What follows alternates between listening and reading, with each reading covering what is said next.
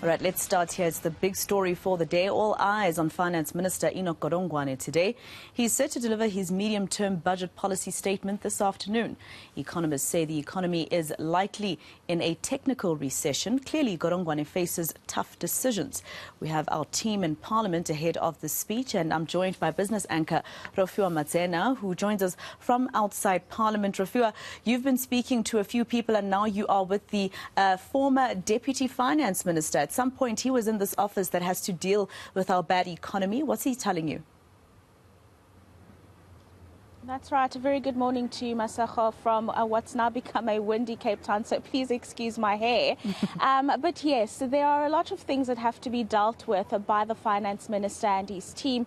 And of course, Mr. Sfiso Buthelezi is no stranger to the difficulties that are currently being faced by the economy and how government needs to maneuver to make sure that they are providing for South Africa's poorest, but also contributing to economic growth as a whole, and at the same time making sure that our SOEs are functioning and contributing to that economic growth that I've mentioned. He joins me now. He is the current chairperson of the Standing Committee on Appropriations. Thank you very much for your time this morning, Mr. Buthelezi. And I suppose the Minister and the rest of the National Treasury team are having a tough. I think that you probably served in better times compared to what we're seeing now. But just based on the global headwinds, the aftermath of the pandemic, the increased inflation, what do you anticipate the Finance Minister to do in terms of how he maneuvers the current landscape? Yeah, I think good morning, ma'am, and good morning to our viewers. Indeed, it's a very delicate balance that the Minister should navigate. But at the end of the day, you need to prioritize under such circumstances. So what we expect the Minister, again, will be to try and focus on those areas which are going to help us grow the economy in an inclusive way. Because as you know, it's only an economy which is growing, which is going to be able to provide more jobs, which is going to be able to provide more revenue for government to be able to do other things. Having said that, indeed, in difficult times, we would like to hear the Minister coming in and saying, what does he do to try and continue protecting the most vulnerable sectors of our people?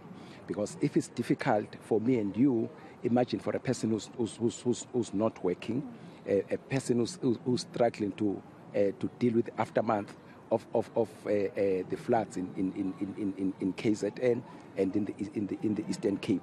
So we needed to hear the Minister coming out that, because at all times we should know that as we deal with this economy, as we deal with this budget, those people should not be forgotten. As we say that, we wanted to hear what is he saying about the provision of the safety of the proverbial safety net. So it's very important that we hear him talking into that. Again, the question of employment creation. You know that in the budget at the beginning of the year, amongst other things that we came up with was the presidential employment stimulus, right?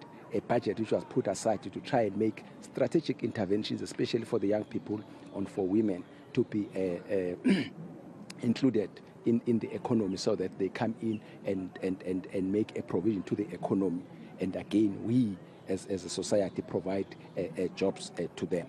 So we are doing that with the society, with the bigger society in general. But what we are saying here is that we would like to hear the Minister saying what is he doing as far as the provision of the safety net is concerned. We wanted to hear what are the interventions which are there, which are going to try and help stimulate the economy under these international and domestic external economic shocks that we are getting. So it's very important that we get the mitigating strategies and interventions. One very critical thing which the ANC caucus has raised, but the committee and Parliament in general, is the question of spending by the departments. First and foremost, if we provide a budget to the department, please spend that money, but not just spend it. Make sure that we see proper returns on that expenditure. So. So we don't want to see these wasteful and fruitless expenditures under these very tight conditions. Again, we don't want to see underspending by the departments, because it has got many implications to the economy.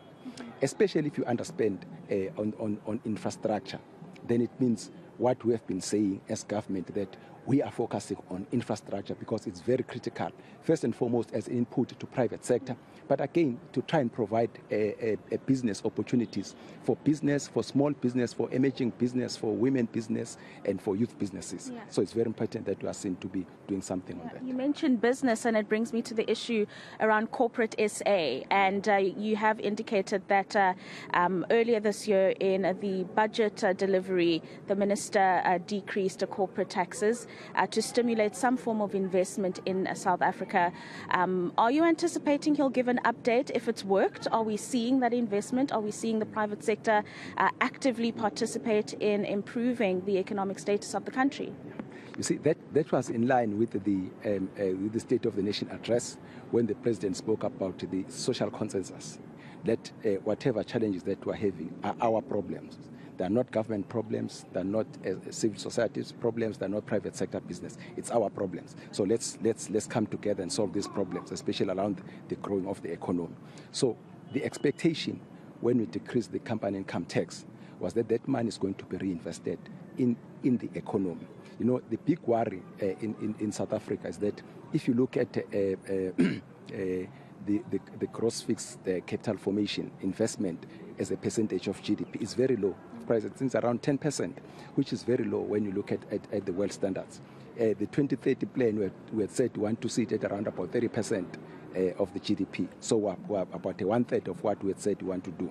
So when we said in line with the social compact that we're talking about, that government is saying, okay, here is a 1% decrease in corporate income tax. Come in, try to see that does just not go to dividends and so on, reinvest into the economy, use that money to try and protect the jobs, because we know that we are an economy which has been shedding jobs for a long time. So it's a way of government saying that's what we're. So I think there's an expectation from Parliament, from the people of South Africa, to say, we as people of South Africa, we have given you a 1% corporate income tax decrease. Tell us what are you doing in return. So I would expect that the minister perhaps must give us a sort of an update. What is the progress that they are making as far as that is concerned? Yeah. SOE is always a difficult one for him to address. Transnet just a few weeks ago putting out its begging bowl, saying we're going to be needing some financing from National Treasury, but also Eskom saying take on our debt and allow us to focus on the operational issues that exist. What are your thoughts on those two? For me, it becomes important to first understand before even coming to say what has brought them to where they are. That's one. That's very important. Two, before you ask a recapitalization from government, tell us from your side what you have done. Again, in line with the social compact thing. For instance, if you, it's a worrying thing about Transnet. I saw those figures. So it is a worrying thing. But again, as we know, the question of Eskom. The people of South Africa, through Parliament, through budget, have given about 136 billion rand to Eskom. So I think it's the high time people are sort of saying, what are we getting in return? They are investing in Eskom, a very strategic company all over. Whether you look at it socially, look for the kids who are going to be sitting down for their final exams this year. You look at hospitals, but again, you look at the economy. The economy, all the things that we are talking about. If Eskom doesn't come to the party, they may end up being illusionary. So it's very important that, again, we should get an update that as we invest, as we recapitalize, as we try and help you, what are you doing from your side? We should be able to be seeing some progress, even if you haven't solved all the problems, but we should be saying, yes, there is a progress that we are making. Then the people of South Africa will say, well, we are seeing some returns on our investments. Because if you put money there at Eskom, remember, you are taking it somewhere. Right? So if you take somewhere and you are putting that money somewhere, you are saying, I'm expecting something better to come out of this, because A is dependent on B. In this instance, we're all dependent on the well-functioning Eskom. So I'm saying the issues coming from Transnet, indeed, I worry. For me, I would like to know how did you get there, before we're then saying, how can we help? As government, through the minister, whatever he presents, if there's something about Transnet, we would like to hear exactly what has happened. How do we find ourselves where we are?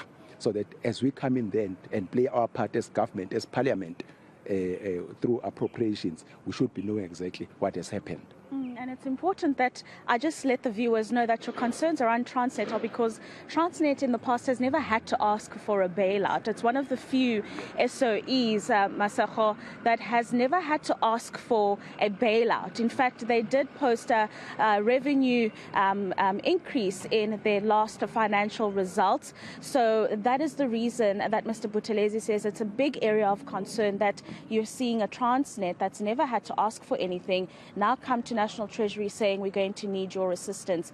So as he says, it's going to be interesting to see the response that will be coming through from the minister around Transnet, but also that accountability that Mr. Buthelezi is talking about to say, Eskom, we've given you over 100 billion over the last few years. What do you have to show for the monies that we've invested in the state-owned entity? So lots of interesting conversations happening ahead of the midterm budget policy statement, Masakho, which is, by the way, just an update of the expenditure that's happened during the year and a direction of what we're likely to see when he delivers the budget speech in February. He is set to be giving those insights to us at 2 o'clock this afternoon at City Hall. And of course, we'll be bringing you those insights live and the post reaction as well.